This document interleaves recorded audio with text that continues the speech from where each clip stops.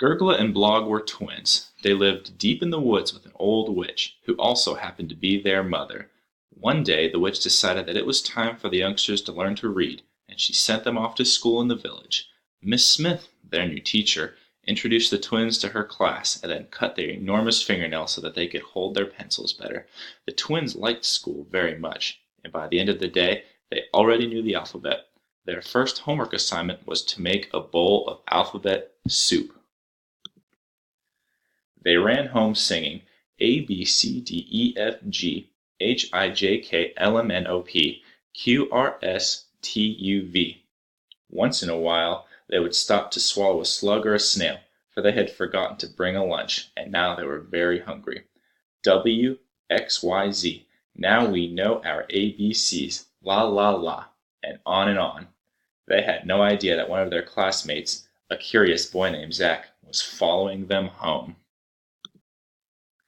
Their home stood in the middle of a swamp on two chicken legs. On the roof, like a wild hairdo, grew a mountain of weeds. Gurgla and Blog threw a rock at the cottage door.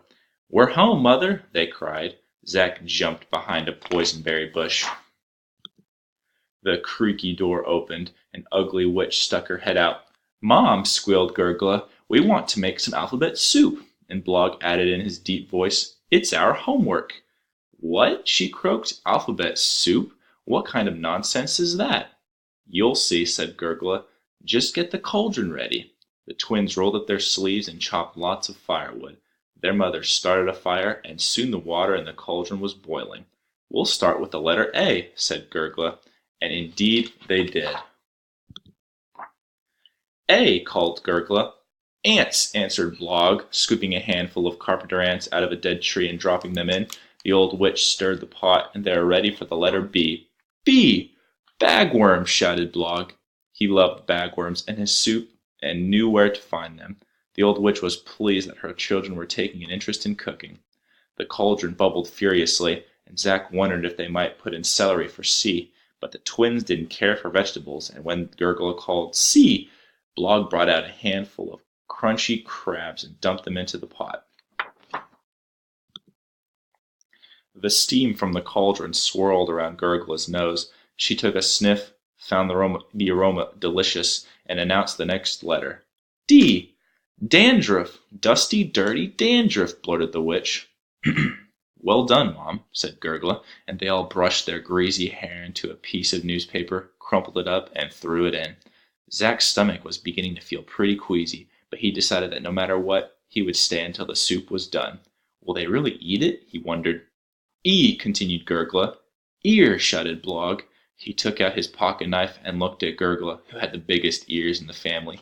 "Don't you dare!" Gurgla screeched. Blog, of course, was only kidding. "How about an earwig?" suggested their mother. A whole flock of earwigs lived between her toes, and splash! Into the pot they went. Now the old witch dipped her finger in to have a taste. Gurgla cried out with disgust. "Yuck! She put a finger in our soup." The witch reached into her apron. "It needs some pepper." "But, Mom," said Blog, "pepper begins with P. Don't put it in yet. You'll spoil our soup." After some squabbling, Gurgla announced the letter F. "Flat fried frog," offered Blog proudly, and it just so happened that their mother had one in a jar.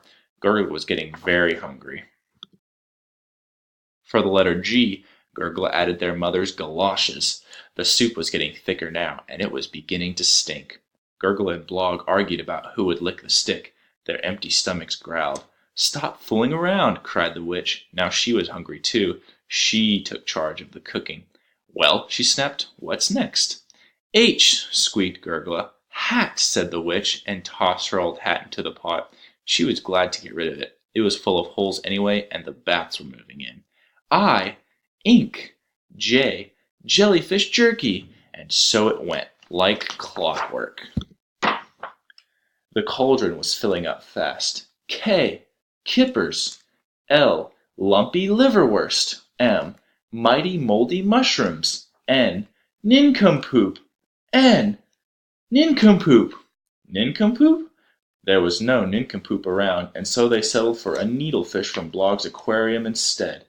"O, old olive oil." "P, Pepper, cried the witch, and from her apron she took a bag of the hottest pepper. She dumped the pepper into the soup, and the cauldron started to shake. The soup dribbled into the flames. Zack pulled his sweater up over his nose.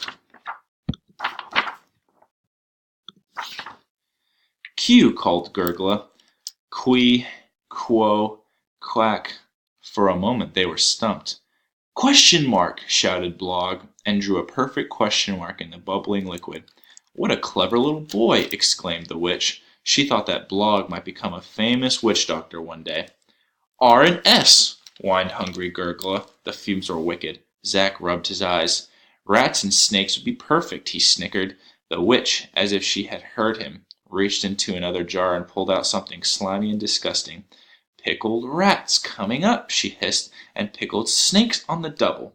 There was a splash, and Blogg stirred the pot. T-U-V, Gurgla cried, and tossed her plastic tarantula into the boiling pot. The only U thing they could think of was their mother's ukulele. It melted like a popsicle. V, cried Gurgla. The vampire teeth Blogg had been saving for show and tell soon bubbled into the broth. Only 4 letters to go, yelled Gurgla. W, X, Y, and Z. Zack wondered if they would drink it or eat it with a spoon. The old witch had gone inside to fetch some dishes. W as in worms, said Blogg, and collected some crawling things from the ground. He stirred the soup very gently now as to not spoil the delicate flavor. For the letter X they crossed 2 chicken bones, stuck them together with a ball of earwax, and ta-da! Into the pot they went. But darn, the letter Y was giving them serious trouble. They were stuck. We, Y, woe, wum. Gurgla and Blogg rattled their brains in vain, but in vain because they were too hungry to think. Zack knew of many things beginning with Y, like yolk, yeast, or yogurt, and he was very tempted to give them a hint. Just then the witch rushed out of the hut, waving a bottle in her hand. For the letter Y, she cried, we'll add a little wine. She emptied the bottle into the pot, and the soup was almost done. Gurgla was about to call the last letter of the alphabet when suddenly something stirred in the bushes. Hi, said Zack as he stepped into the clearing. He was an excellent speller. I don't mean to interrupt, but I think you've made a mistake. Wine doesn't begin with the letter Y.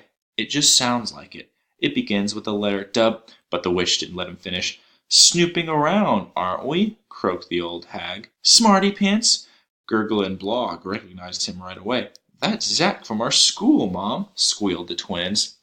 Zack? The witch blinked. She made an awful grin, showing her only tooth. What a pretty name Zack is. Doesn't it begin with the letter Z? It does, Mother, cried the twins. It does. At that moment, Zack realized what a terrible mistake he had just made. Zack, whined the witch, come and help us stir the pot. She pinched his cheek. A little skinny, aren't we? In a flash, Zack saw the danger he was in. He was the last ingredient in their alphabet soup. Never, he yelled, and he ran into the woods. Why didn't his parents call him Bob or Eddie? He ran fast.